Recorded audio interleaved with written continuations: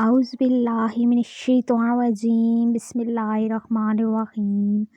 अस्सलाम वालेकुम प्यारे व्यूवर्स, उम्मीद करती हूँ आप सब लोग खैरियत से होंगे और अल्लाह पाक से दुआ है आपकी तमाम मुश्किलात हल हों। अल्लाह पाक आपकी तमाम नेक हाजात को पूरा फरमाए, आमीन।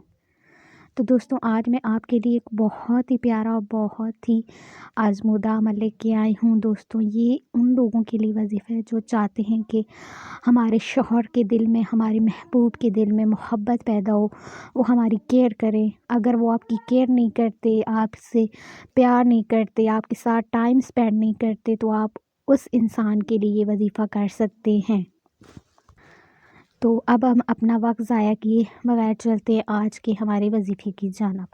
लेकिन उससे पहले आपसे एक छोटी सी गुजारिश है कि प्लीज़ आप मेरे चैनल को सब्सक्राइब कीजिएगा और वीडियो को लाइक कीजिएगा और बेल आइकन को लाजमी प्रेस कीजिएगा ताकि आने वाली हर नई वीडियो की नोटिफिकेशन आप तक पहुंचती रहे, आमीन।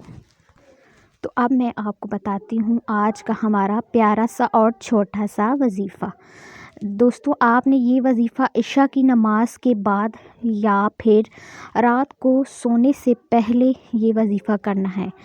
अगर हो सके मुमकिन तो सोने से पहले करें, क्योंकि इस वजीफ़े में आपने बग़ैर किसी से बात किए सो जाना है।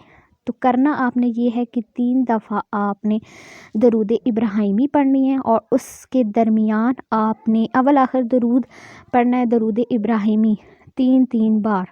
और उसके दरमियान आपने 41 मरतबा सूरह कौसर पढ़नी है।